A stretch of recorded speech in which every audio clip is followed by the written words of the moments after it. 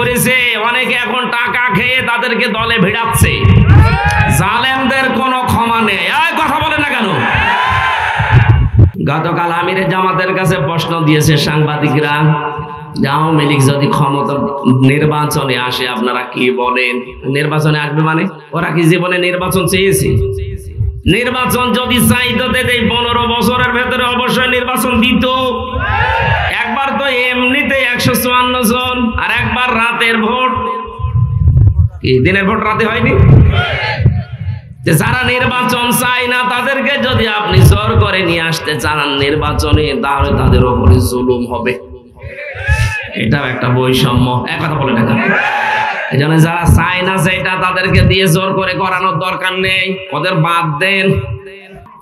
সুতরাং এখন ওর জন্য আর সাফাই গাওয়া যাবে না, ওর পক্ষে আমি আল্লাহর কাছে কথা বলা যাবে না। জালেমদের পক্ষে কথা বলা নিষেধ কোরআনে। কার নির্দেশ? সুতরাং 15.5 বছর ওরা যা করেছে, অনেকে এখন টাকা খেয়ে তাদেরকে দলে ভিড়াচ্ছে। জালেমদের কোনো ক্ষমা নেই। এই কথা বলে না কেন? কারণ ওদের বিরুদ্ধে আল্লাহ নিজে মামলা দায়ের করবে। সুতরাং শেখ হাসিনা সহ এই দেশের 1628টা চেয়ারে যারা দায়িত্বে ছিলেন প্রত্যেকে আল্লাহর মামলার আসামি। হামজার মামলা দেওয়া লাগবে না, মামলা দেবে কে? এটাকে আমি বানালাম।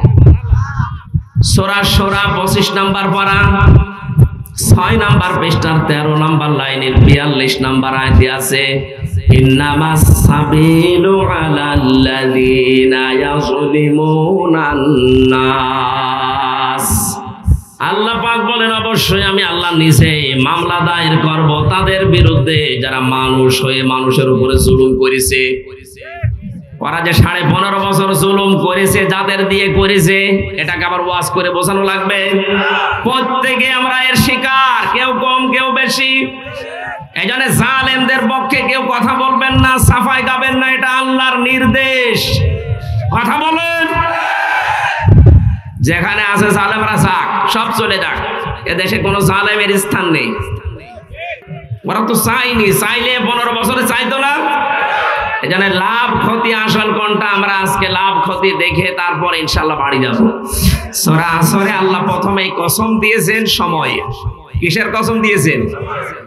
আমি এই শব্দটা নিয়ে চিন্তা ভাবনা করলাম, সময়ের কসম আল্লাহ কেন দিলেন?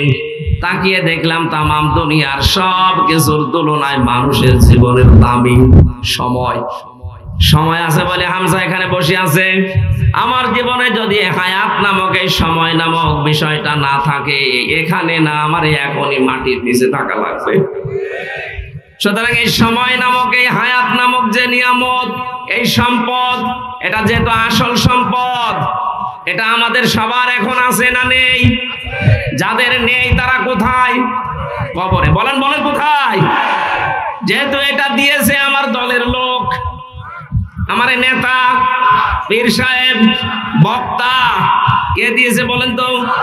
যিনি দিলেন এই নিয়ামত হায়াত নামক, তিনি জানিয়েছেন এই হায়াত যদি আমি আল্লাহর জন্য ব্যবহার করতে পারো, আমার বানানো যে জান্নাত আছে ওইটা তোমারে দিয়ে দেব। প্রশ্ন আসতে পারে, আমি 50,000 টাকা দিয়ে ব্যবসা আরম্ভ করেছিলাম, 1 বছর ব্যবসা করার পরে দেখা গেল আমার লস হয়নি, কিন্তু 50,000 টাকা আমার আছে। 50,000 টাকা আমার পুঁজিটা ঠিকই আছে, কিন্তু আমি 50,000 টাকা দিয়ে ব্যবসা করে 1 বছর পরে দেখি লাভ দূরের কথা, ওই 50,000ও নেই। আল্লাহ পাক আমাকে দয়া করে যে হায়াত নামক একটা বিশাল জিন্দেগি দিয়ে দিলেন, এটা তো তার দেওয়া, জান্নাত তো তার। মাঝখান থেকে আমি ফিরে পেয়ে যাচ্ছি আল্লাহর বানানো জান্নাত। কত বড় নিয়ামত এটা, জোরে বলেন সুবহানাল্লাহ।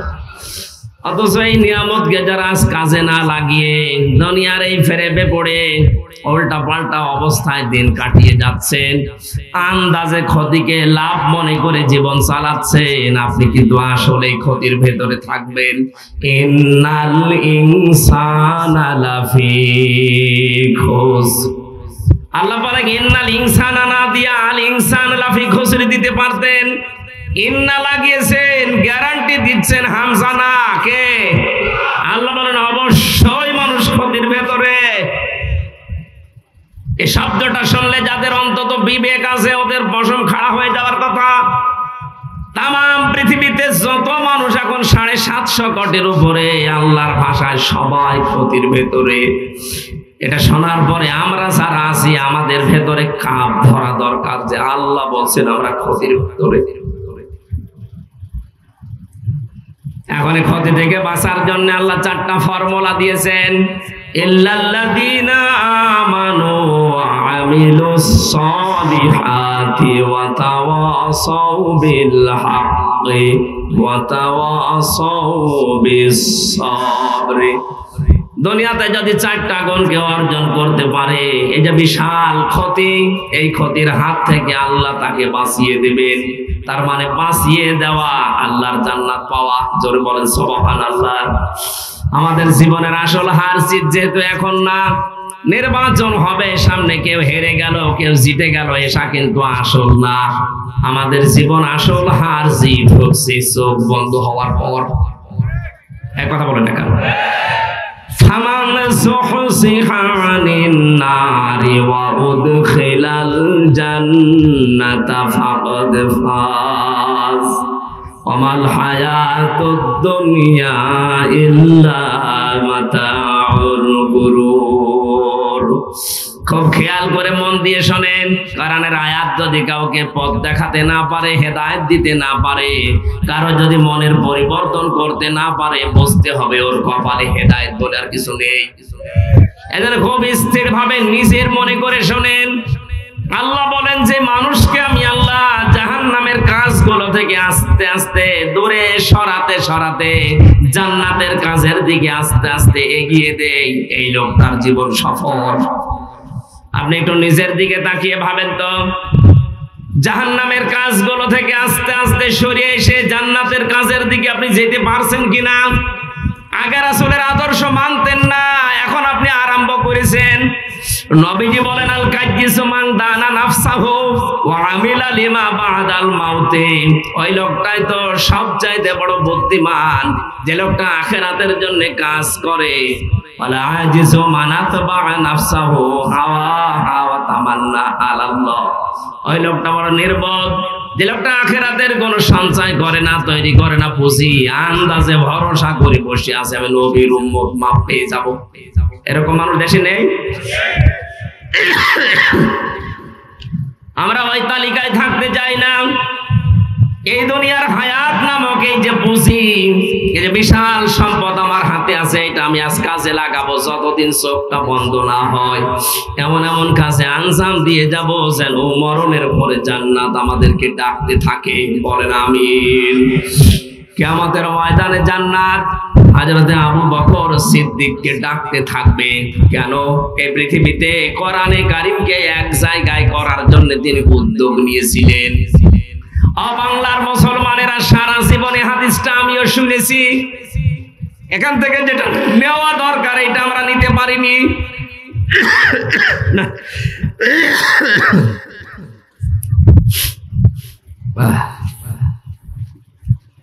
সামনে অনুষ্ঠানগুলো বাদ দেওয়া লাগবে, শরীর সুস্থ না করে আর অনুষ্ঠানে যাওয়া যাবে না। হযরতে আবু বকর আমাদের মতো একজন মানুষ, রক্ত মাংসে গড়া, অথচ জান্নাত তাকে ডাকতে থাকবে। তার ব্যাপারে কথা কেন? তিনি কোরআন কেন এক জায়গায় করেছিলেন? কিয়ামত পর্যন্ত যত মানুষ এই পৃথিবীতে কোরআনে কারীম পড়বে, কোরআন বুঝবে, কোরআন প্রতিষ্ঠার জন্য চেষ্টা চালাবে, তার একটা করে সওয়াব আবু বকরের আমলনামায় যেতে থাকবে। আমাদের এই ছোট্ট জীবনে এরকম একটা কিছু করা দরকার। আমি হয়তো 50 বছর পরে দুনিয়া থেকে বিদায় নেব, কিন্তু কিয়ামত পর্যন্ত আমার আমলনামায় যেন সওয়াব আবু বকরের মতো যেতেই থাকে।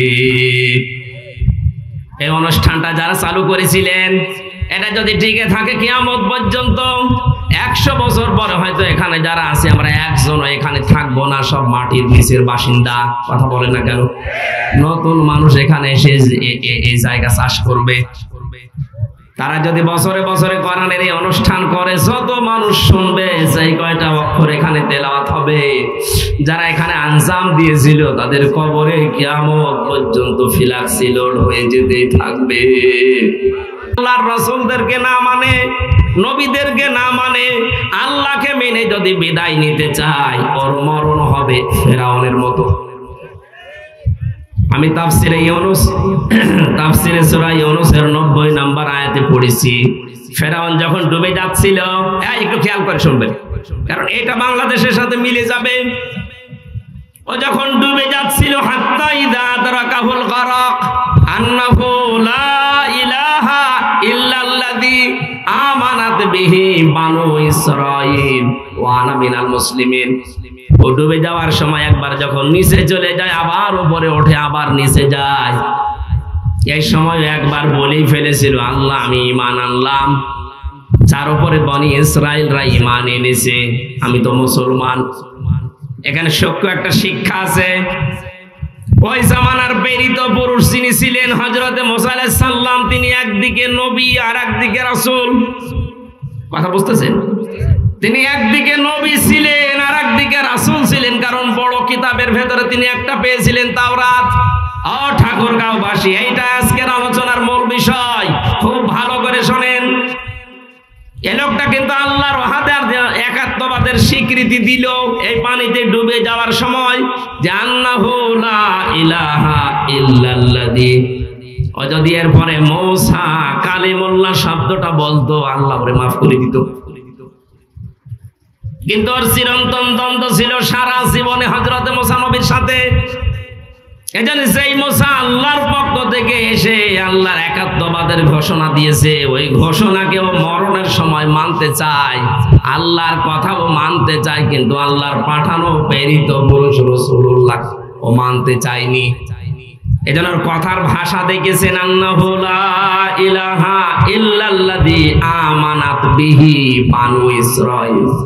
আমি ঈমান আনলাম, আমি বিশ্বাস করলাম ওই আল্লাহকে, যে আল্লাহর উপরে বিশ্বাস করেছে বনি ইসরাঈলরা। অথচ আল্লাহর পাঠানো নবী এবং রাসূলের স্বীকৃতিও দেয়নি। এখান থেকে তাফসিরে ফি জিলালিল কোরআনে মুফাসসির প্রমাণ দিয়েছেন, কোন মানুষ যদি কিয়ামত পর্যন্ত এই পৃথিবীতে ছাড়া আসবে, এরা যদি আল্লাহর বিধান কিছু কিছু মেনেও নেয়, কিন্তু রাসূলুল্লাহর আদর্শ যদি ওরা না মানে, ওই মানুষগুলোর মরণ হবে ফেরাউনের মতো। এদেশে আজ হাজারো মানুষ আমরা দেখছি, তারা আল্লাহর হুকুমে নামাজ পড়তে যায়, রোজা রাখতে চায়, হজও করে আসে বছরে বছরে, কিন্তু রাসূলুল্লাহ যে কোরআন দিয়ে 10 বছর রাষ্ট্র চালিয়েছিলেন, এইটা তারা রাজনীতি মনে করে এড়িয়ে যায়। এরপরও যদি না বোঝার ভান করে থাকেন, আপনার খবর আছে। ওই লোকটা তো আল্লাহর স্বীকৃতি দেওয়ার পরে রিসালাতের স্বীকৃতি না দিয়ে জাহান্নামী হয়েছে, আপনিও তাই হবেন। আজ যারা বলে আমি নামাজ পড়ি না, আমি রোজা রাখি না, আমি হজ করে এসেছি, আরে ভাই আপনি যা মানছেন এগুলো তো আল্লাহর বিধান, আল্লাহর প্রেরিত পুরুষ এই জামানার জন্য কে? মুহাম্মদ রাসূলুল্লাহ। এই এখান থেকে শুরু করে না কিয়ামত পর্যন্ত আল্লাহর প্রেরিত পুরুষের নাম মুহাম্মাদুর রাসূলুল্লাহ। সুতরাং আপনি ভুল পথে আছেন। আপনি নামাজ পড়তে পারেন, রোজা রাখতে পারেন, হজ করে আসতে পারেন, যাকাত দিতে পারেন, কিন্তু আল্লাহর নবীর 40 থেকে 63 এই 23 বছরের জীবনে যারা মানেন না, শুনলেই সালে রাজনীতি মনে করেন, আল্লাহর কসম আপনার মরণ হবে ফেরাউনের মতো। আপনিও ঈমান পাবেন না, আপনার জীবন ব্যর্থ, আপনি ক্ষতিগ্রস্ত হয়ে যাবেন। একটা উদাহরণ দিচ্ছি, এদিকে তাকান। আমি যে কিছুক্ষণ আগে টয়লেটে গিয়েছিলাম, বাম পা দিয়ে প্রবেশ করে আল্লাহুম্মা ইন্নী আউযু বিকা মিনাল খুবুসি ওয়াল খাবাইস, এটা পড়ে প্রবেশ করে 5-7 মিনিট কাজ। এরপরে যখন ডান পা দিয়ে বের হলাম, গফরানাক আলহামদুলিল্লাহিল্লাযী আযহাবা আন্নিল আযা ওয়া আফানি, এই দুইটা দোয়া পড়ার মাঝখানে যে 8-10 মিনিট সময় গেল, পুরাটা ইবাদত। পুরাটা কি? এখানে যারা আলেম আছে জিজ্ঞাসা করেন তো, এই নিকৃষ্ট কাজটা ইবাদত কিনা? এই কথা বলা লাগবে। এটা আপনি ইবাদত মানেন তো বলেন, কেন মানলেন? কারণ তরিকাটা ছিল রাসূলুল্লাহর। আল্লাহ কি আপনাকে ওইভাবে বলেছে যে বাম পা দিয়ে প্রবেশ করে ডান পা দিয়ে বের হয়ে 8-10 মিনিট কাজ করো বলেছে? তরিকাটা কার? বলেন বলেন। 8-10 মিনিট সিস্টেম রাসূলুল্লাহর আপনি পালন করে যদি এটা ইবাদত হয়, বিশ্ব নবীর 63 বছরের জীবন 10 বছর এই কোরআন দিয়ে দেশ চালিয়েছিলেন, এটা ইবাদত মনে হয় না। এটা ইবাদত যতদিন মনে না হবে ততদিন এই দেশে ন্যায় বিচার প্রতিষ্ঠিত হবে না। এটাকে যারা রাজনীতি মনে করে এখনো পর্যন্ত উল্টাপাল্টা ধারণায় আছেন, আপনার কি বিশ্বাস হয় না যে আপনি নামাজ পড়লেও, রোজা রাখলেও, হজ করে আসলেও আপনার মরণ ওই ফেরাউনের মতো হবে? কারণ ও আল্লাহর প্রেরিত পুরুষ রাসূলুল্লাহকে মানে নাই। কথা বলেন। এরপরে যদি কারো বিবেক না খোলে, আমার মনে হয় বিবেকের উপরে কুকুরে পোশাক করছে। ও বলছে ঠিক। কোন এলাকায় আসলাম? 8-10 মিনিট টয়লেটে থাকলেন, এটা ইবাদত মনে করেন। আর 63টা বছর তার প্রেরিত পুরুষ দুনিয়ায় কাটিয়ে গেল ওই অনুযায়ী চলতেই তো আমরা বলি। আমরা কি লেনিনের অনুযায়ী চলতে বলেছি? এই কথা বলে না কেন? মাওলানা নিজামীর অনুযায়ী চলতে বলেছি? খালেদা জিয়ার অনুযায়ী চলতে বলেছি? আমরা বলছি রাসূলুল্লাহর আদলে চলেন। ন্যায় বিচার কারে বলে, কত প্রকার, কি কি গ্যারান্টি দিতে পারি যদি রাসূলুল্লাহর মতো 10টা বছর এই কোরআন দিয়ে বাংলাদেশ চলে, 36,000 কোটি টাকা এই দরবেশের মতো না, 36 পয়সা দেশ থেকে চুরি হবে ইনশাআল্লাহ। আপনি একটু দিয়ে দেখেন না কেন এরকম মানুষদেরকে দেওয়া, তো এরকম মানুষদেরকে যারা সারা জীবন জুলুম করে আল্লাহর আসামি হয়ে বসে আছে, যারা নিজের নফসের উপরে, পরিবারের উপরে, সমাজের উপরে, রাষ্ট্রের উপরে, জনগণের উপরে জুলুম করেছে, ওরা সরাসরি আল্লাহর মামলার আসামি। আর যারা আল্লাহর মামলার আসামি নিজেরা, তাদের দিয়ে কল্যাণ সম্ভব? যারা আল্লাহর বন্ধু, যারা ঈমান অনুযায়ী কাজ করবে, এই যে মহা ক্ষতি থেকে বাঁচার জন্য প্রথম লাগবে এই জন্য ঈমান। প্রশ্ন আসতে পারে, আমার কি ঈমান নেই? না, ঈমান আছে। কথা বললে আপনার ঈমান থাকবে তা না। অমিনান নাসি মা ইয়াকুলু আমান্না বিল্লাহি ওয়া বিল ইয়াউমিল আখির ওয়া মা হুম বিমুমিনিন। মানুষের ভেতরে অনেক মানুষ এমন আছে তারা বলে আল্লাহ তোমার বিশ্বাস করি, কিয়ামত হবে এইটাও বিশ্বাস করি। আল্লাহ বলেন এরা কিন্তু ঈমানদার না।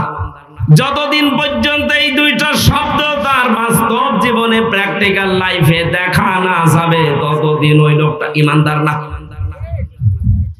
হযরত ওমর আল্লাহকে বিশ্বাস করি আমাদের মতোই কথা বলেছিলেন, কিয়ামতে জবাব দেওয়া লাগবে কথা তিনি আমাদের মতোই বলেছিলেন, কিন্তু তার প্র্যাকটিক্যাল লাইফটা তাকান, এই বিশ্বাসটা তিনি কোথায় নিয়ে গেছেন। তার জীবনের ভেতরে দেখেছি তিনি সন্তান ভর্তি করেছিলেন মাদ্রাসায় হযরতে আব্দুল্লাহ বিন ওমরকে। ওই প্রতিষ্ঠানে পড়তো ওই দেশের প্রধান বিচারপতি হযরতে আলীর সন্তান হোসাইন। বারবার টেবিলের উপর থেকে কলম ফেলে দিচ্ছে আর বলে হযরত ওমরের ছেলে আব্দুল্লাহকে বলে তুলে দাও। 3 বার ফেলে দিলেন, 3 বারই তুলে দিলেন। উনি তো প্রেসিডেন্টের ছেলে, একটু রেগে গেছেন যে বারবার কলম ফেলো আর আমারে তুলতে বলো, আমি কি তোমার চাকর নাকি? হযরতে হোসাইন বলে ফেলেছেন যে তুমি শুধু চাকর না, তুমি তো চাকরের বাচ্চা চাকর। বাড়িতে গিয়ে বলছে আব্বা হোসাইন আমাকে গালি দিয়েছে, আমি আর মাদ্রাসায় যাব না। কেন, কি গালি? আমি নাকি চাকর, এমনকি তুমিও চাকর। তুমি যদি বিচার না করো অপমানের, ঠিক আছে এখন না, জমার দিন করব। জমার দিন হাজারো সাহাবায়ে কেরাম এক জায়গায় মসজিদে নববীতে হযরত ওমর বয়ান করছিলেন, হঠাৎ আলোচনা থামিয়ে দিলেন, ডাক দিয়ে বললেন হোসাইন সামনে আসো। কাছে ডেকে বললেন তুমি আমার এই ছেলেকে গালি দিয়েছো, চাকরের বাচ্চা, খাদেমের বাচ্চা, খাদেম বলে গা দিয়েছি। কেন দিলে? এরকম অপমানজনক কথা বললে কেন? হযরতে হোসাইন বলে খলিফা বুকে হাত দিয়ে বলেন তো আপনি কি আমার নানার খাদেম ছিলেন না? হযরত ওমরের কথা বন্ধ হয়ে গেছে। আমি তো এভাবে চিন্তা করি নাই। তুমি যা বললে এটা কি লিখে দিতে পারবে যে আমি রাসূলুল্লাহর খাদেম ছিলাম? ঠিক আছে, কাগজ কলম নিয়ে আসেন। খেজুরের পাতা নিয়ে আসতে বললেন এক সাহাবীকে, লিখে নিলেন ওমর আমার নানার খাদেম ছিল, আমি দেখেছি, আমি সাক্ষ্য দিচ্ছি, সই করে দিলাম। এতে হোসাইন ইবনে আলী। কাগজটা হাতে নিলেন, চোমা খেলেন, ডাক দিয়ে বললেন, নবীর সাহাবীরা বিচার হয়ে গেছে। ছোট মানুষ আব্দুল্লাহ তো বসে না, বলে আব্বা তুমি তো এখনো বিচার আরম্ভ করলে না, হোসাইনকে কিছু করবা না, ওকে মারধর করবা না? হযরতে ওমর চোখের পানি ফেলে বলে, সন্তান, যে বিচার করেছি দুনিয়া না, মরণের পরেও কাজে লাগবে। আমি যখন মারা যাবে কাগজটা আমার কাফনের ভেতরে দিয়ে দিও।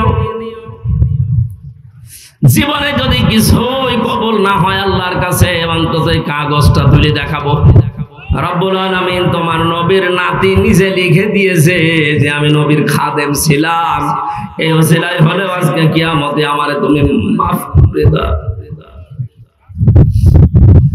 তাদের ইমানের ধাঁচ দেখেছেন, কোন বিশ্বাসে তারা চলতো।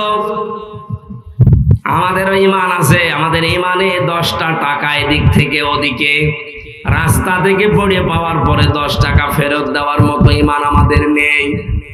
অথচ এই মানুষটাও তো রাষ্ট্রের দায়িত্ব ছিলেন, তাদের ইমান কোথায় পৌঁছিয়েছে, তাকে কোন চিন্তা ভাবনায়, কোন টেন্ডেন্সিতে নিয়ে গেছে, আর আমরা আছি কোন ইমানের। এজন্য মহা ক্ষতি যেটা অপেক্ষা করছে তামাম দুনিয়ার মানুষের জন্য, বাঁচতে হলে ইমান হযরত ওমরদের মতো আনা লাগবে। কোন মানুষ যদি ইমান আনে তাকে কমপক্ষে 7টা জিনিস দুনিয়ায় মেনে চলতে হয়। ওই যে কায়দায় ছোটবেলায় হুজুর আমাদেরকে পড়িয়েছিল, ওই সময় বুঝি নাই, কিন্তু এখন বুঝতেছি। ওই সময় এক বাক্যে আমাদেরকে ছোটবেলায় কায়দা পড়তে গেলেই পড়িয়েছে, আমানতু বিল্লাহি কামা হুয়া বিআসমাইহি ওয়া সিফাতিহি ওয়া ক্বাবিলতু জামিয়া আহকামিহি ওয়া আরকানিহি। এই কথা পড়েননি?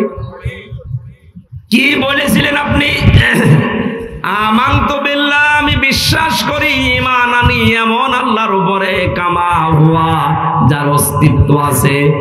পৃথিবীর অন্যান্য ধর্ম যারা মেনে চলেন তাদের সাথে আমাদের ইসলামের এই কারণে মিল নেই, কারণ আমরা এমন আল্লাহকে বিশ্বাস করি যার অস্তিত্ব আছে। প্রশ্ন আসতে পারে, হিন্দুরা যে 12 মাসে 13 পূজা করে, ওদের 33 কোটি দেবতা, ওদেরও তো অস্তিত্ব আছে। হ্যাঁ আছে। আমাদের আল্লাহর যেমন অস্তিত্ব আছে, ওনাদের দেবতার অস্তিত্ব তো তাও দেখা যায়, আমাদের তো দেখা যায় না। মেনে নিলাম প্রথমটা নাই মিলেছে, পরের গুলো মিলান তো মেলে কিনা? বিআসমাইহি, আমরা এমন আল্লাহর উপরে ঈমান এনেছি যার শুধু অস্তিত্ব না, তার নাম আছে। নাম নেই? বলেন না কেন? এখন হিন্দুরা তো এই কথা বলবে যে হ্যাঁ আমরা যার ইবাদত করি তারও নাম আছে। এই যে দুর্গা, সরস্বতী, ও বল নাম দেয়নি ওরা? আমাদের আল্লাহর নাম আছে 5,000, আমরা 99টা জানি বেশি। ঠিক আছে, আমাদের অস্তিত্ব নামের সাথে মিলেছে। 3 নাম্বারটা মিলান, দেখবেন অনেক কিছু একটা একটা করে মিলবে না। বিআসমাইহি শুধু না, ওয়াসিফাতিহি, আমরা এমন আল্লাহকে বিশ্বাস করি যার গুণাগুণ আছে। হিন্দুদের জিজ্ঞাসা করেন, ও ভাইরাও বলবে আমরা এমন দেবতার ইবাদত করি যার গুণাগুণ আছে। সরস্বতীর গুণাগুণ কি? লেখাপড়ায়, বিদ্যাতে বরকত দেওয়া। দুর্গার গুণাগুণ কি? ফসলে বরকত দেওয়া। এই কথা বলছে না কেন? এটা যারা মেনে চলে ওই ধর্মের লোক বলল যে দুর্গা ফসলে বরকত দেয়, কিন্তু আমার ধর্মের কোন মানুষ যেটা আল্লাহকে বিশ্বাস করে বলে আমাদেরকে শোনায়, সেই মানুষটা যদি বলে ফসলে বরকত হয়েছে দুর্গার কারণে, তার ঈমান থাকার কথা। এতটুকু শেষ করেননি? তাহলে প্রথমে অস্তিত্বের সাথে মিলে গেছে, নামের সাথে মিল আছে, গুণাগুণও মিলছে। আল্লাহ রাব্বুল আলামিন যতগুলো গুণ নিয়ে নাম নিয়েছেন, শুধু নাম নিয়েই শেষ করে দেননি, প্রতিটি নামের কার্যকারিতা তিনি দুনিয়ায় দেখিয়েছেন। তিনি রব নাম নিয়েছেন, এজন্য নেই থেকে আমাকে হামজা বানিয়েছেন। কথা বলেন না কেন? হালাতা আলাল ইনসানি হাইনুম মিনাদ দাহরি লাম ইয়াকুন শাইআম মাযকুরা। হামজা, তোর জীবনে কি এমন সময় ছিল না যখন উল্লেখ করার মতো তুই কিছু ছিলি না, এ কথা কার?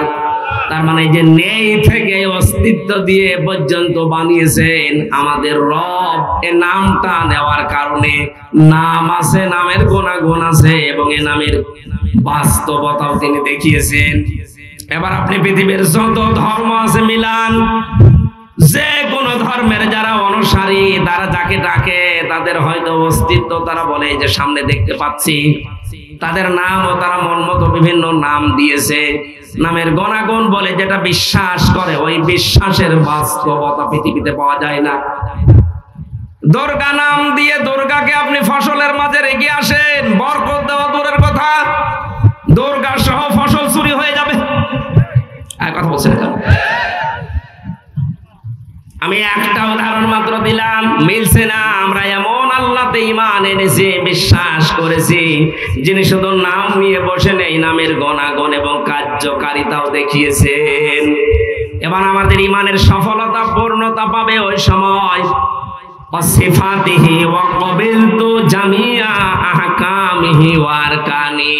আমরা শেষে এই কথার স্বীকৃতি দিয়েছি যে আমি কিন্তু কবুল করে নিয়েছি, আমি কবুল করে নিলাম, আমি স্বীকৃতি দিলাম, কবুল করলাম, গ্রহণ করলাম।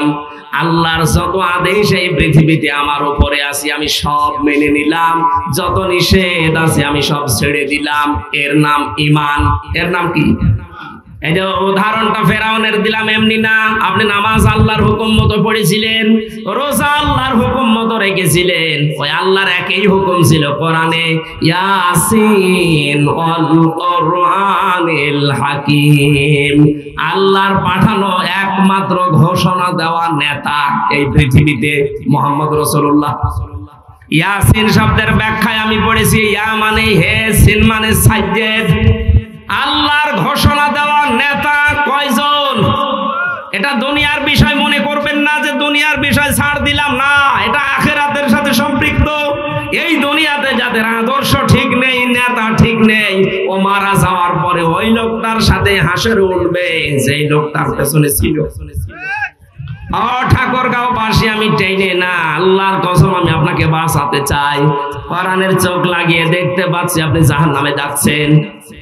ময়দানে মাহশারে যেদিন উঠবেন আপনি, কোরআনে কারীম আমাদেরকে জানিয়েছে, ইয়াউমা নাদউ কুল্লা উনাসিম বিইমামিহিম। দুনিয়ায় যে যার পেছনে ঘুরতো, যার আদর্শ মেনে দুনিয়ায় চলতো, কিয়ামতের দিন সে ওই নেতার সাথে উঠবে। এবার আপনি বলেন তো এটা দুনিয়ার বিষয় হয় কি করে? এরপরও কি আপনার বিবেকে নাড়া দেয় না? কিয়ামতে আপনি উঠবেন ওই লোকটার সাথে যাকে দুনিয়ায় আদর্শ মনে করে চলতেন। এবার আপনার বিবেকের কাছে আমার প্রশ্ন, আপনি যাকে মেনে চলেন বলেন, এই লোকটা যদি কিয়ামতে আপনার সামনে থাকে, আপনি পেছনে, কি মনে হয় আপনার? ওকে দেখে আল্লাহ মাফ করার মতো, কারণ আপনি তার চরিত্র না জানতে পারেন, ওর চরিত্র, ওর পোশাক আশাক, ওর সুরাত সিরাত কে জানে? আরো জোরে বলেন।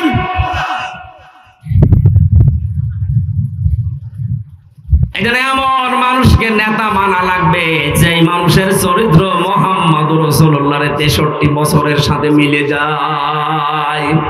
এটা যদি কেউ রাজনীতি দুনিয়ার কাজ মনে করে ছেড়ে চলে যান, আপনি মরেন। আপনি মরিয়ে দেখেন আপনার কি হয়। আল্লাহ আমাদেরকে যেন বোঝার মতো তৌফিক দেন, বলেন আমিন। প্রধান পৃষ্ঠপোষক যারা ছিলেন, বিশেষ করে ঠাকুরগাঁও সরকারি কলেজের সাবেক অধ্যক্ষ, হাজার হাজার ছাত্রের উস্তাদ professor K M Abdul Majid, বিশেষ অতিথি, অনেকগুলো মানুষের নাম দিয়েছেন আপনারা। সম্মান আছে এই জন্য এখানে আপনারা নাম দিয়েছেন তাদের। আল্লাহ গোলামদের সম্মান মর্যাদা দুনিয়া আখিরাতে যেন আরো বাড়িয়ে দেন। সামনে বসা মুসলমান ভাইরা, পর্দার আড়ালের সম্মানিত মা এবং বোনেরা, প্রশাসনের ভাইরা, প্রাণ প্রিয় ঠাকুরগাঁওবাসী,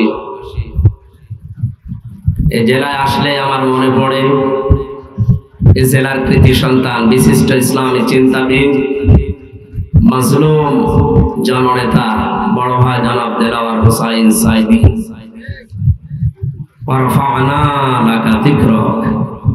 আল্লাহ তার গোলামকে যেন সম্মান মর্যাদার সর্বোচ্চ মাকামে পৌঁছিয়ে দেন।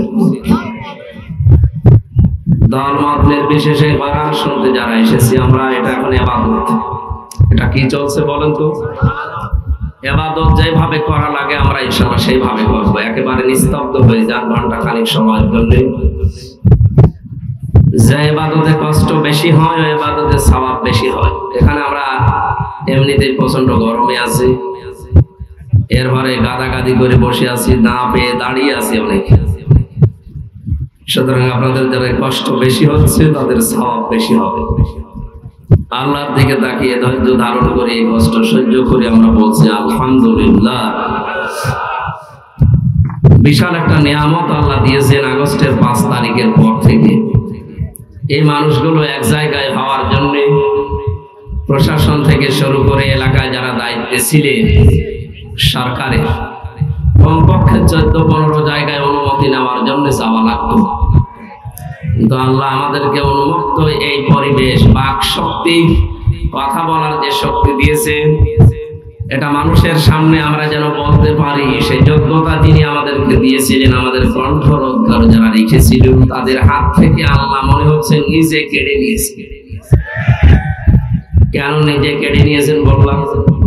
কারণ এই কথা বলার যে শক্তি এটা দুনিয়ার কেউ আপনাকে দেয়নি, এটা দিয়েছে কে? খালাকাল ইনসান আল্লামাহুল বায়ান।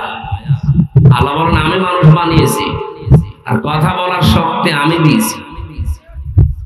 এই বায়ান শব্দের ব্যাখ্যায় লেখা আছে তাফসীরে ফি জিলালিল কোরআন। মুফাসসির বলে মানুষের কথা বলে, এই কথা বলার জন্য এই কয়েক ইঞ্চি কণ্ঠরোধের কণ্ঠের যে জায়গা, এই জায়গাতে 27টা স্তর করা আছে। একটা কথা বের হতে 27 জায়গায় ধাক্কা লাগার পরে বের হয়। এটা দুনিয়ার কেউ আমাদেরকে দেয়নি, শুধু আল্লাহ দিয়েছে। আল্লাহর পক্ষ থেকে মানুষের কাছে স্পেশাল ভাবে 5টা জিনিস পাওয়া যায়।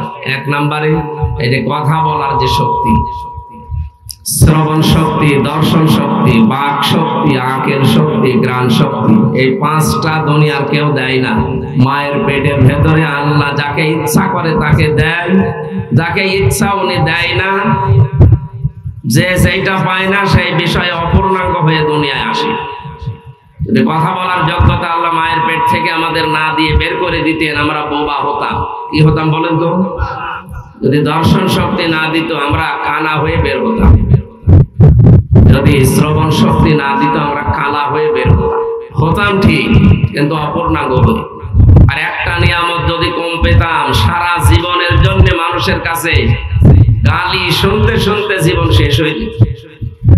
যারা কানা, অন্ধ মানুষ যারা, এদের শরীরের ফিটনেস যাই থাক, নাম মানুষ ডাকলে কে বলে? বলেন বলেন, কত বড় একটা নিয়ামত আপনি পেয়েছেন। যদি হিসাব করেন কিয়ামত পর্যন্ত শুকরিয়া আদায় করেও শেষ হবে। কুমিল্লায় এক মাহফিলে খাবার খাচ্ছিলাম, আমার পাশে এক অন্ধ, হঠাৎ বিদ্যুৎ চলে গেল। আমরা যারা সকলা মানুষ আছে আমরা তো চিল্লা পাল্লা করছে, ওই তাড়াতাড়ি বিদ্যুৎ কোথায় গেল, আপনারা জেনারেটর ঠিক করেন, মোমবাতি জ্বালান, হারিকেন জ্বালান। অন্ধ আমার বাম পাশে ছিল, আমার হাত চেপে ধরে বলছো হুজুর মাত্র 2 মিনিট কারেন্ট চলে গেছে, আপনি চিল্লাচ্ছেন। অথচ আমার জীবনে আজ 42 বছর কোনো কারেন্ট নেই। হ্যাঁ, আপনাদের গল্প শেষ হয়েছে, কথা বলা ঠিক আছে। আপনি এখান থেকে যান ভাই, এই ফানালা ভাই, আপনি এখান থেকে যান, যান যান যান যান, যেভাবে আছে ঠিক আছে সব। এই স্বেচ্ছাসেবক কিছু লাগবে না, জান এখান থেকে যান। না না, আপনি না গেলে আমি কথা বলবো না, এখান থেকে যান, এখান থেকে যান, নাই বসে। আবার তাকিয়ে আছেন কি দেখেন কি? আপনি যান, এখান থেকে যান।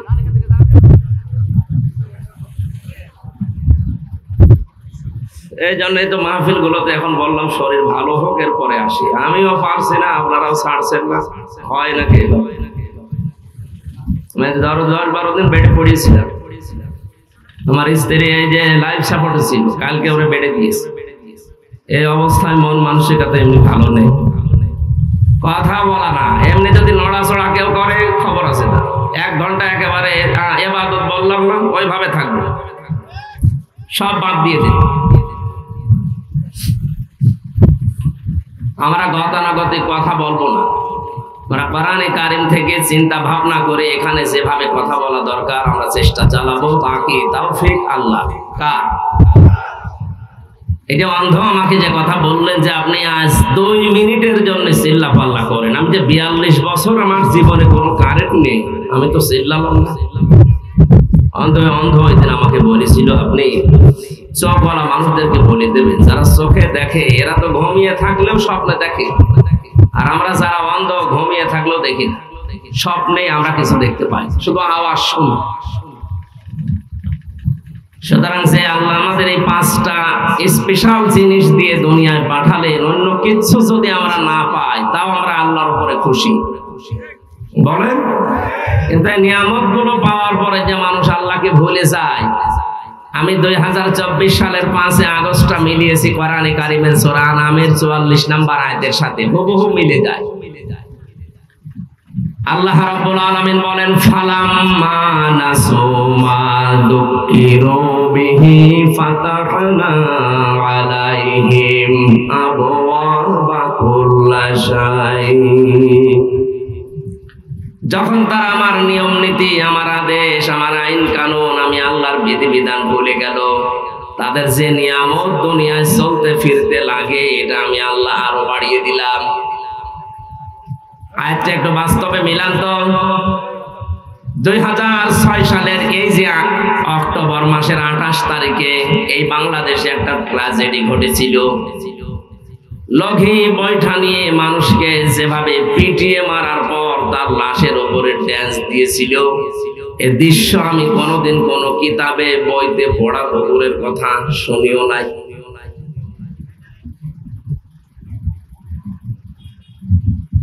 এরকম ভয়ঙ্কর দৃশ্য দুনিয়ায় তৈরি করার পরে চিন্তা করলাম না এইরকম জালেমদেরকে আল্লাহ কোনোদিন এ দেশের মালিক বানাবেন না। কিন্তু 2 বছর পরে দেখলাম আল্লাহ ঠিক রাখে নাই। এই ফাতাহনা এর সরাসরি ফাইল আল্লাহ নিজে। আল্লাহ বলেন, মানুষ যখন আমাকে বলতে আরম্ভ করে, আমার আদেশ যখন ভুলে যায়, তাদের নিয়ামত আল্লাহ বাড়িয়ে দেয়। অথচ সূরা ইব্রাহিমের 7 নম্বর আয়াতে আমরা এর আগে জানি, লাইন শাকারতুম লাযিদান্নাকুম ওয়া লাইন কাফারতুম ইন্না আযাবি লাশাদীদ। অবশ্যই যারা আমার নিয়ামত পাওয়ার পর শুকরিয়া আদায় করে, ওটা আমি আল্লাহ তাদের জীবনে বাড়িয়ে দেই। সূরা আনামের 44 নম্বর আয়াতের সাথে সূরা ইব্রাহিমের 7 নম্বর আয়াত মিলছে না? কি কন্ট্রাডিকশন না? আগে বললেন যারা আমার আয়াত ভুলে যায় তাদের নিয়ামত আমি আল্লাহ সব বাড়িয়ে দেই, যত আছে। আবু আব দিয়েছেন বাবের বহুবচন, যত রহমতের বরকতের দরজা তাদের জীবনে সুখ শান্তি পাওয়ার জন্য লাগে সব ভুলে দেই। অথচ আগের আয়াতে জানালেন যারা শুকরিয়া আদায় করে আমি আল্লাহ তাদের বাড়িয়ে দেই। কোরআনে কারিমে আল্লাহ দিয়েছেন, ওয়ালাউ কানা মিন ইনদি গায়রিল্লাহি লাওয়াজাদু ফীহি ইখতিলাফান কাসীরা। কোরআনে এমন কোন বক্তব্য আমি দেইনি যে একটার সাথে আরেকটা মেলে না, এরকম কথা কোরআনে আছে? নেই। এখন দেখলাম দুইটার সাথে মিলছে না, বাস্তবতা কি তাহলে? সূরা আনামের 44 নম্বর আয়াত আল্লাহ দিয়েছেন ওই মানুষগুলোর জন্য, আল্লাহর নিয়ামত পাওয়ার পরে যারা সত্যি ভুলে গেছে তাদের নিয়ামত আল্লাহ বৃদ্ধি করে দেয়। কেন? হাত্তা ইযা ফারিহু বিমা উতু, তাদের এই দানকৃত নিয়ামত পাওয়ার পরে তারা যখন আনন্দে মেতে থাকে, আমি আল্লাহকে তোয়াক্কা করে না। আখাযনাহুম বাগতাতান, হঠাৎ করে তখন আমি আল্লাহ তাদেরকে ধরি। এর আগে 2006 সালের 28 অক্টোবরটা মিলান। এই যে দৃশ্যের কথা বললাম, এই দৃশ্য আমার দৃষ্টিতে আমার যা লেখাপড়া আছে যত পড়েছি, আমি কোনোদিন এরকম মানুষ হত্যা করার পরে লাশের উপর ড্যান্স পড়িনি, শুনিওনি। ওটা দেখলাম দেখার পরে আমার মনের ধারণা ছিল যে না, আল্লাহ এরকম জালেমদেরকে, এরকম পৈশাচিক নির্যাতন যারা করে তাদেরকে কোনোদিন চেয়ারে দেশে আনবে না। 2 বছর পরে তো দেখলাম না নিয়ে এসেছে। মনে করলাম যাই হোক, 13 সালে মনে হয় আর থাকবে না, কিন্তু আবার দেখলাম না, টিকে গেল যেভাবেই হোক। 18 সালে মনে মনে করেছিলাম যে না, এটা আর টিকা সম্ভব না, দেখলাম না, টিকে গেল। 24 সাল পর্যন্ত অপেক্ষা করে দেখেছি। আল্লাহ পাক 2024-এর আগস্টের 5 তারিখে আকস্মিক ভাবে তাদেরকে এমন ভাবে ধরলেন, ফাইদা হুম মুবলিসুন, তারা দিশেহারা হয়ে পড়েছে। সিরাজগঞ্জ জেলা থেকে একবার যাচ্ছিলাম কুষ্টিয়ায়, বাসের পেছনে বসে আছি, ড্রাইভারের একটা কুকুর মরে পড়ে আছে রাস্তার মাঝে। ড্রাইভার সাহেব ওপর দিয়ে না দিয়ে বাম দিয়ে চালিয়ে দিল, গাড়িটা একটু ঝাঁকি দিয়ে উঠেছে। আমি ড্রাইভারকে বললাম, ভাই আপনি এরকম করলেন? ড্রাইভার আমার বলছে, হুজুর আপনি দেখেন না একটা মরা কুকুর পড়ে আছে, আমি ডবল করে আবার ওর উপরে চালিয়ে দেব, আমার বিবেক নেই। আমি বললাম, তো মরা কুকুর, ও মরলে কি আর না মরলে কি? ড্রাইভার আমার দিকে ঘুরে বলছে, হুজুর আপনি কি আসলে হুজুর? আপনি কেমন হুজুর? ও জাতিতে হিন্দু ছিল, রমেশ ঘোষ, ওরা আমার চেনে না। আমার দিকে তাকিয়েছে, বলেছে আপনি কি আসলে হুজুর? আপনি কেমন হুজুর? আপনি দেখেন যে একটা মরা কুকুর পড়ে আছে, আমি ডবল করে ওর গার উপর দিয়ে চাকা চালাবো, আমার বিবেক নেই? আমার বিবেক কি মরে গেছে? এই কথাটা শোনার জন্যই তো আমি ছিলাম। একটা নিকৃষ্ট জীব এই পৃথিবীতে, 2টা, একটা শুকুর আর একটা কুকুর, তার ভেতরে একটা পড়ে আছে মরে। আপনার কোন ধর্মের আপনি নিজেই পরিচয় দিলেন যে আপনি হিন্দু ধর্মের মানুষ, আপনার ঈমান নেই কিন্তু আপনার বিবেক আছে। কথা বলেন না কেন?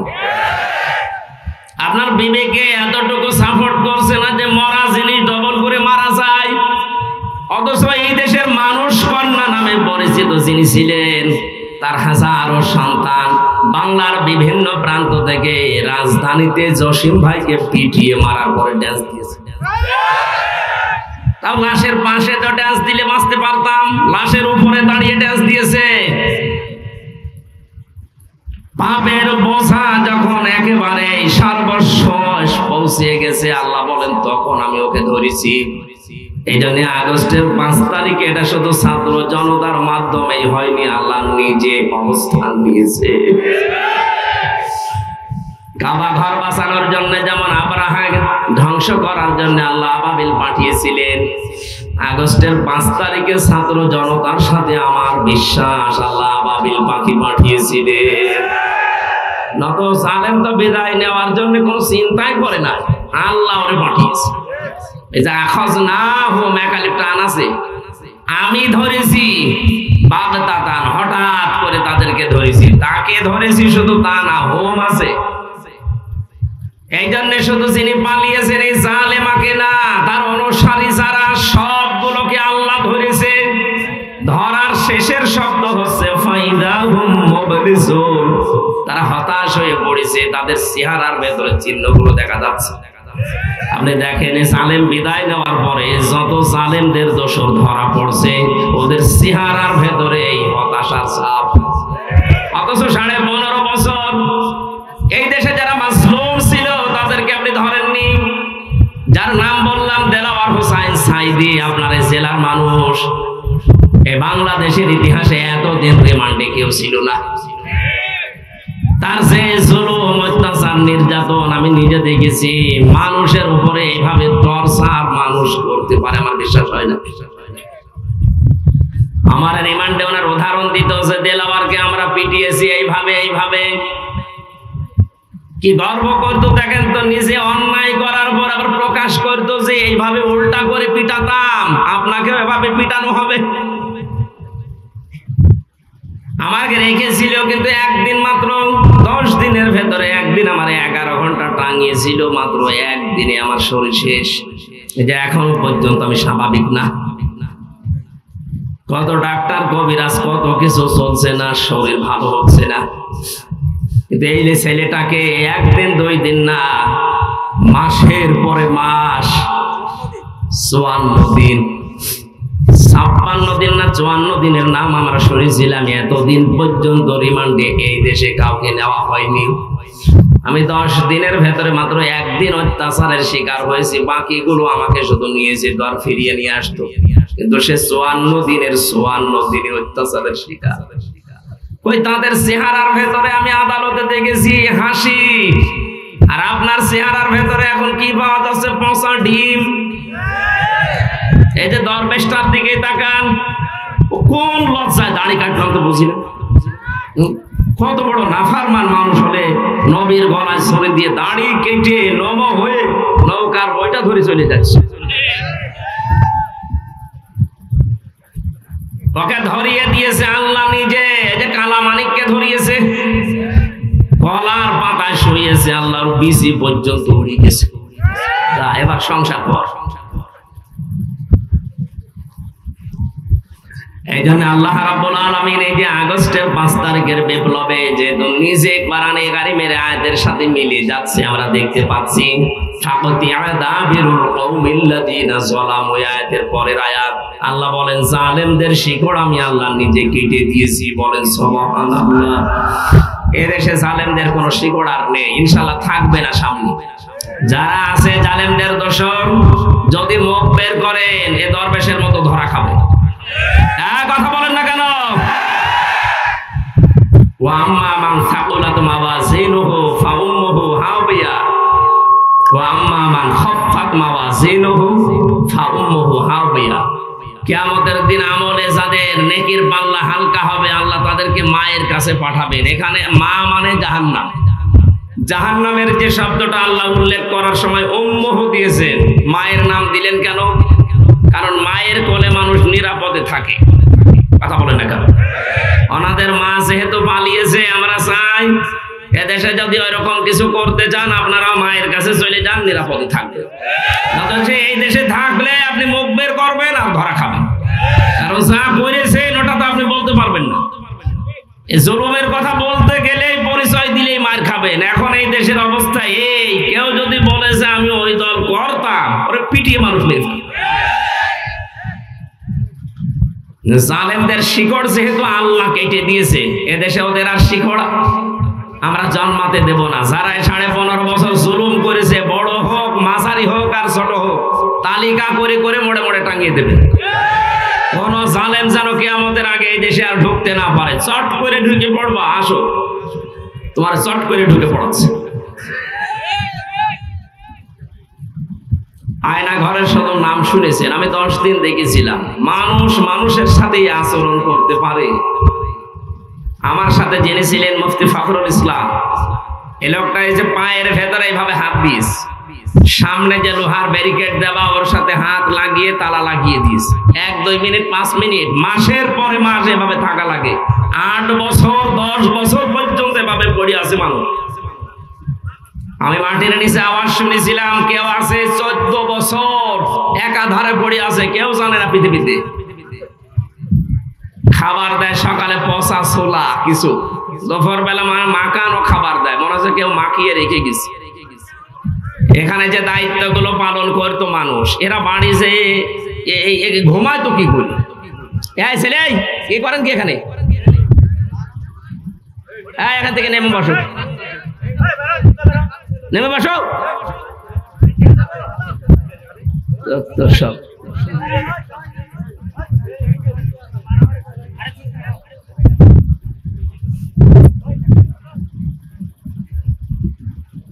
এইরকম নির্যাতন চালানোর পর একটা মানুষ ওখান থেকে 8 বছর 10 বছর 14 বছর পরে বের হয়ে আসছে। ও জানে না যে এখন বাংলাদেশে কয় সাল চলছে, এটা কোন মাস, এটা কি বার, ও কিচ্ছু জানে না। কারণ ওখানে ওইরকম অবস্থায় এইরকম শাস্তি দেওয়া হতো। আপনি চিন্তা করতে পারেন, 2 দিন 3 দিন 5 দিন হলেও মেনে নেওয়া যায়। 8 বছর 10 বছর মুফতি ফখরুল আমাকে বলতো, ভাই জীবনে আল্লাহকে মাঝে মাঝে বলতাম, আল্লাহ তুমি আমার মরণ দিয়ে দিও, আমি যদি একটু শুইতে পারতাম। আরে ভাই এমনিতেই বসিয়ে রাখলে তো ঘরে মানুষ মরে যাওয়ার কথা। পায়ের ভেতর দিয়ে হাত ভরে দিয়ে সামনে আপনি ব্যারিকেড লাগিয়ে যদি তালা লাগিয়ে দেন, 1.5 মিনিট 2 মিনিট সময় দেয় টয়লেট করা। এই যে শুয়ে থাকা, এটা যে কত বড় নিয়ামত, লোকটার মাজা বাঁকা হয়ে গেছে। আমার 10 দিনে মাজার কাঠি খুলে দেওয়ার উপক্রম, আর ওর 3 মাস একাধারে ওইভাবে, 8 বছর কেউ 10 বছর পরে বের হয়ে আসছে। এইরকম কাজ কারবার করার পরও এখন ওর শর্ট করে ঢুকতে চায়, ওর সাহস কি? আর ওরে যারা জালেমে, এই জালেমদেরকে যারা যে মানুষগুলো এখনো সমর্থন করে, এখনো পর্যন্ত ওদের সাফাই গায় যে আপা আপনি ঘাবড়াবেন না, আমার মনে হয় এদেরকে ওইভাবে ওই ঘরে রাখা দরকার 5 দিন। দেখ কেমন লাগে। নূহ আলাইহিস সালামের নৌকা যখন তিনি ভাসিয়ে দিয়েছিলেন, ওই সময় 3 প্রকার জিনিস তুলেছিলেন, ইমানদারদের, আর ওনার আহাল পরিবারের কিছু মানুষ, আর পশু পাখি। তখন আল্লাহ রাব্বুল আলামিন দিলেন যে বন্যা, চারিদিকে পানি যখন ফোয়ারা আর আঠা আরম্ভ হয়েছিল, নূহ আলাইহিস সালাম নিজের ছেলেকে যখন ডুবতে দেখছিলেন, তখন বলেছিলেন, আল্লাহ এটা আমার ছেলে। আল্লাহ ধমক দিলেন, ওয়ালা তুখাতিবনি ফিল্লাযিনা যালামু। এই 950 বছর তো চেষ্টা করলে কত আসে নাই। সুতরাং এখন ওর জন্য আর সাফাই গাওয়া যাবে না, ওর পক্ষে আমি আল্লাহর কাছে কথা বলা যাবে না। জালেমদের পক্ষে কথা বলা নিষেধ কোরআনে। কার নির্দেশ? সুতরাং 15.5 বছর ওরা যা করেছে, অনেকে এখন টাকা খেয়ে তাদেরকে দলে ভিড়াচ্ছে। জালেমদের কোনো ক্ষমা নেই। এই কথা বলে না কেন? কারণ ওদের বিরুদ্ধে আল্লাহ নিজে মামলা দায়ের করবে। সুতরাং শেখ হাসিনা সহ এই দেশে 1628টা চেয়ারে যারা দায়িত্বে ছিলেন, প্রত্যেকে আল্লাহর মামলার আসামি। হামজার মামলা দেওয়া লাগবে না, মামলা দেবে কে? এটাকে আমি বানালাম। সূরা সূরা 25 নম্বর পারা, 6 নম্বর পৃষ্ঠার 13 নম্বর লাইনের 42 নম্বর আয়াতে আছে, ইন্নামাস সাবিলু আলাল্লাযিনা ইয়াযলিমুনান নাস। আল্লাহ পাক বলেন, অবশ্যই আমি আল্লাহ নিজে মামলা দায়ের করব তাদের বিরুদ্ধে যারা মানুষ হয়ে মানুষের উপরে জুলুম করেছে। ওরা যে 15.5 বছর জুলুম করেছে, যাদের দিয়ে করেছে, এটাকে আবার ওয়াজ করে বোঝানো লাগবে? প্রত্যেকে আমরা এর শিকার, কেউ কম কেউ বেশি। এই জন্য জালেমদের পক্ষে কেউ কথা বলবেন না, সাফাই গাবেন না, এটা আল্লাহর নির্দেশ। কথা বলেন। যেখানে আছে জালেমরা যাক, সব চলে যাক, এদেশে কোনো জালেমের স্থান নেই। দরুদ আর সালাম পাঠের মাধ্যমে আজকের তেলাওয়াতকৃত আয়াত পরিচিত সবার, কিন্তু এর ভেতরে আল্লাহ দুনিয়া আখিরাত লুকিয়ে রেখেছে। সুতরাং এই মহা ক্ষতি থেকে আমি সহ যারা আছি যদি বেঁচে থাকতে চাই, এই বিষয়গুলো সামনে নিয়ে আমাদের ঈমান আনা লাগবে। আল্লাহর নবী বলেন, ইদা সাররাতকা হাসানাতুকা ওয়া সাআতকা সাজ্জিয়াতুকা ফাআনতা মুমিন। ওই লোকটার ঈমান আছে যেই লোকটা ভালো কাজ দেখলে আনন্দ পায়, আর অন্যায় দেখলে তার কষ্ট হয়।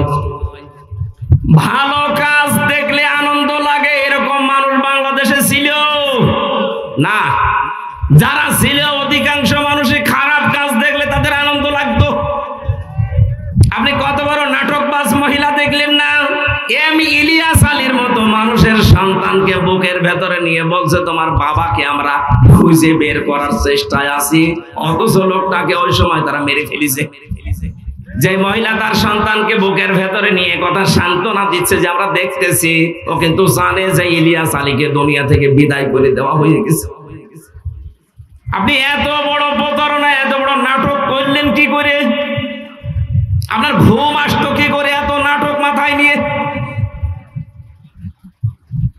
আমি যে প্রথমে বলেছিলাম, যারা রিমান্ডে দায়িত্ব পালন করে, বিশেষ করে আয়না ঘরে, ওই ডিবি অফিসের নিচে যারা আছে, এই মানুষগুলো বাড়িতে যে হয় লাল পানি খাবে, নাই ঘুমের বড়ি খাবে, তাছাড়া ওদের ঘুম আসা সম্ভব না। আমরা এই হাজী সাহেবাকেও দেখলাম, উনি বলতো আমি প্রতিদিন যাই নামাজ খুঁজি, কোরআন শরীফ পড়ি। কই এ ছেলেরা তো সে কোরআনও পায়নি, যায় নামাজও পায়নি, যা পেয়েছে ওটা বলার মতো না। আর জাদু একটা পেয়েছে সব ওই লাল পানির বোতল। কথা বলে না কেন? আপনি এই জুলুম অত্যাচার আয়না ঘরের এই নির্যাতন নিচে জানতেন যে এগুলো হচ্ছে ওখানে, এগুলো দেখার পরে কোনো মানুষের স্বাভাবিক ভাবে ঘুম আসা সম্ভব না, এই জন্যই লাল পানি খাওয়া লাগতো। এটা ভালো কাজ যাদের কাছে ভালো লাগে না, অন্যায় দেখলে যাদের অন্যায় মনে হয় না, সে 14 বার হজ করতে পারে কিন্তু সেই ইমানদার না, সে ওই ক্ষতির ভেতরে আছে। আমরা কি ক্ষতির ভেতরে আছি কিনা আমরা নিজেরাই প্রমাণ। ভালো কাজ দেখলে আপনার আনন্দ লাগবে, অন্যায় দেখলে আপনার কাছে কষ্ট লাগবে, মাস্ট বি। শুধু নামাজ পড়া, রোজা রাখা, হজ করাই ভালো কাজ না। এই পৃথিবীতে সব চাইতে ভালো কাজ আল্লাহর দৃষ্টিতে মাইয়ান ফাউন নাস খায়রুন নাস, যে লোকটা দুনিয়ায় মানুষের উপকার করে, মানুষকে বিপদ থেকে বাঁচিয়ে দেয়, এই লোকটা আল্লাহর কাছে সব চাইতে দামি। সুবহানাল্লাহ বলতে পারেন না? শব্দের দিকে খেয়াল করেছেন? নবীজি বলেন খায়রুন নাস, সব চাইতে ভালো মানুষ, উত্তম মানুষ আল্লাহর কাছে ওইটা। ইয়ানফাউন নাস, নবীজি বলেন না যে ইয়ানফাউল মুসলিম, যে মুসলমানের যারা উপকার করে তারা। ইয়ানফাউন নাস, হিন্দু কি মানুষ না? সুতরাং আমরা উপকার করতে চাই, মানুষ সে যে ধর্মের হোক। আর এটা আমার মনে হয় সবচাইতে বেশি অনুধাবন করেছে বাংলাদেশের জামাত ইসলামের আমির ডাক্তার শফিকুর রহমান। উনি ধর্ম দেখে না, মানুষ হলেই ছুটে যায় সেখানে। আমাদের আচরণ এরকম হওয়া দরকার। ক্ষতি থেকে বাঁচতে হলে ইমান আছে কিনা আপনি নিজে এখন প্রমাণ। ভালো কাজ দেখলে আনন্দ লাগবে আপনার, সে যেই করুক। অন্যায় দেখলে অবশ্যই আপনার খারাপ লাগবে, কষ্ট লাগবে। ওয়ামিলুস সলিহাত, যারা দুনিয়ায় ভালো কাজের আঞ্জাম দেয়। ভালো কাজ কি? আল্লাহর হুকুম, রাসূলের তরিকা থাকা লাগবে, এর নাম ভালো কাজ। কথা বলছেন? কোন ভালো কাজ যদি কেউ আঞ্জাম দিতে চায় 4টা শর্ত মানা লাগে। 1 নম্বরে ওই ভালো কাজ জানার আগে আপনাকে ওই বিষয়ের জ্ঞান অর্জন করা লাগবে, আরবিতে এলেম বলা হয়। 2 নম্বর আপনার নিয়ত পাকা থাকা লাগবে, এটা লোক দেখানোর জন্য না, আল্লাহর জন্য। কথা বলছেন না কেন?